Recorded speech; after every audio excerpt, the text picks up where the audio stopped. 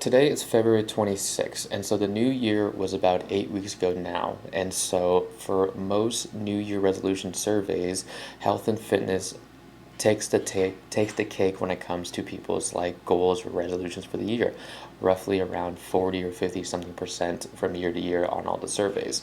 And so when it comes to any type of health behavior change, there has to be a level of foundation of raw material of self-belief that you must have within yourself, so then you can do what you say that you're going to do. And most people have a low level of self-belief in this area, which is makes sense why so many people want to have better health, physical or nutrition practices for the new year.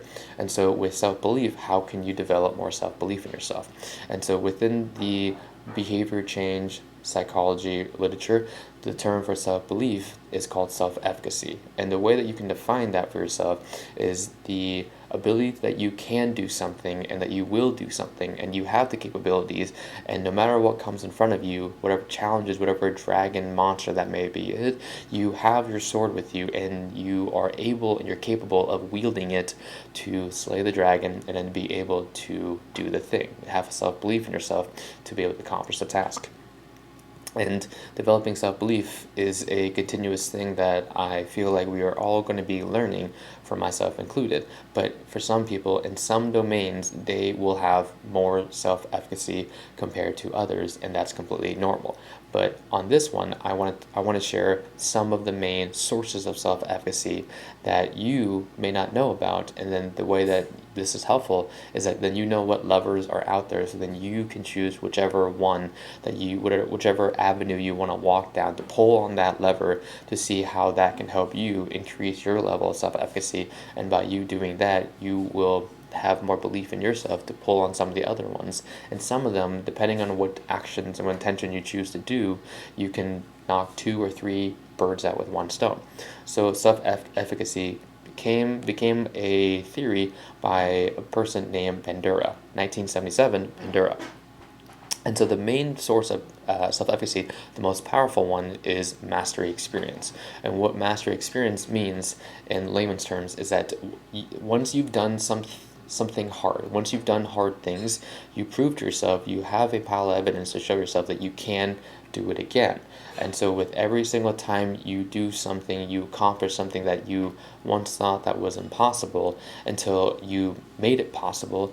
Now you believe in your own abilities even more. You will believe that even if you had nothing, you can be scrappy with it. You can work with the cards that you were dealt with, and you can get the job done. You can learn the thing, you can get the promotion, you can quit that bad habit that isn't serving you, that you can start picking up a healthier lifestyle. Whatever the thing may be, you're able to do it. Now, of course, then that does tap into habits and behaviors, and how long does it take to learn that type of stuff.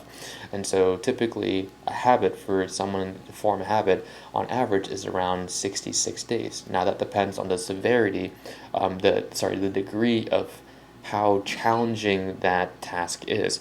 Now, if it's like something maybe more of a minor habit or behavior change that you're trying to master, like drinking water every day, like 8 ounces, 24 ounces, a gallon of water, whatever the thing may be, drinking water each day, compared to something way more monumental of like, hey, there's these set of skills that you need to learn and build, so then you can go get this job promotion that you can take this test for in several months. You can compare the two, and one is much more significant compared to the other when it comes to the level of belief, habits, behaviors, and skills that's required for that task.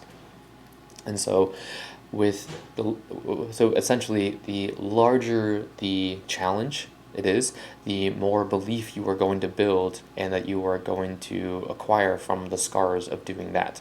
So mastery of experience is a very powerful lever to pull on. And so the next one that you can pull on is vicarious experience.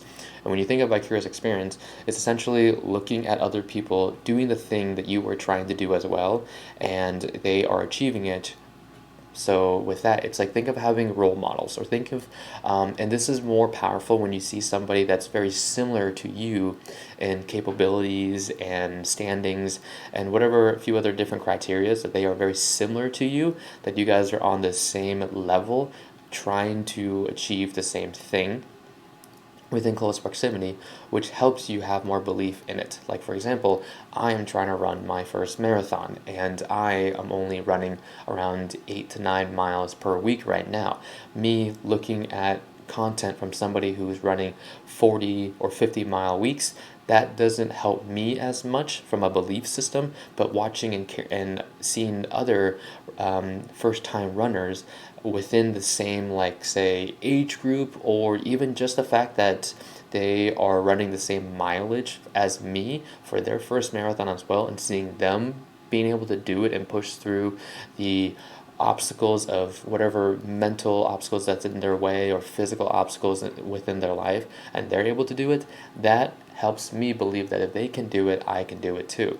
And so it's more powerful the closer that they are to you, to wherever you are at, to be able to pull on that lever. But still, having somebody that is above you, that you look up to as a source of inspiration, is a powerful tool and lever to pull on.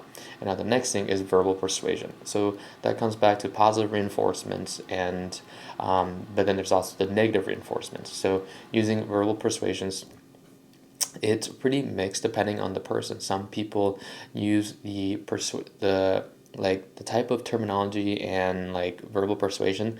Some people respond well to like positive words of encouragement, and some people respond well to more so negative. But that's very individualized. So having those encouragements, those "you did great today," those acknowledgments, really do carry a lot of weight, even if you are somebody that don't hear those things often.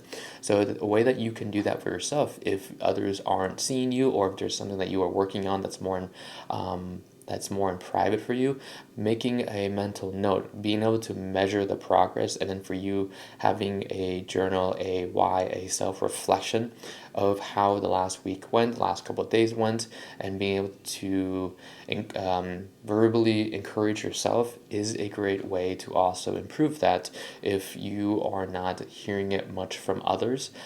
Again, that's not something that you can always rely on, but that's something how you can reframe it to use that tool and leverage it to your benefit. And now the next thing is emotional and physiological states.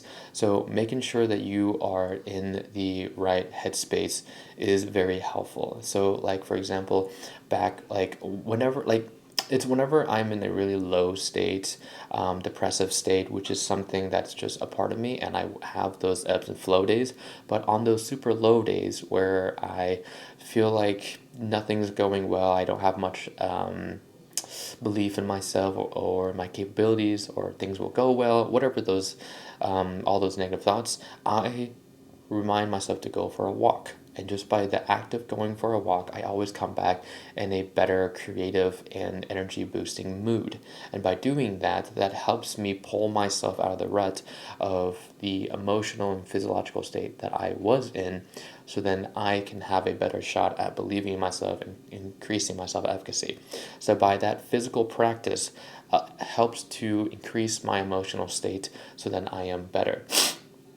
So whatever it is you need to do to take care of yourself, to make sure that your well-being, your headspace is okay, your environment around you, the physical environment, the environment of information that is coming to you through your technology, through your phone, through your screens, and of the environment of the voices and words that are in your head, all of those matter a whole lot. So making sure that things that you can curate your environment to be information that is of good influence to you is a helpful place to be at, and something that you can control to the best of your ability, and that will help you with your self-efficacy. Because if you just hang around, or you are just constantly being like introduced to information that's just negative, that's not helpful, that's just down, it's just negative vibes that just aren't really kind of going to serve you well, if you want to put it in, just normal talk.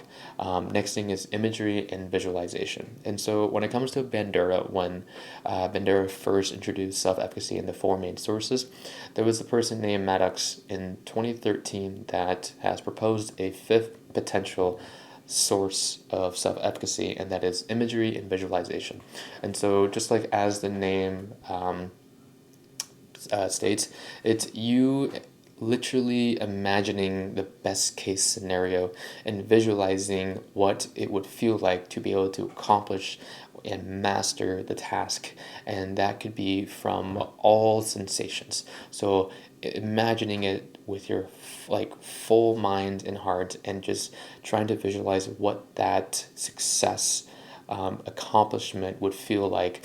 Maybe the smell, maybe the sounds you would hear, maybe the feeling internally and externally, whatever that may be. Just visualizing it does play a role and matters a whole lot, especially if you are, say, an athlete, right? And you actually, I don't want to use that example.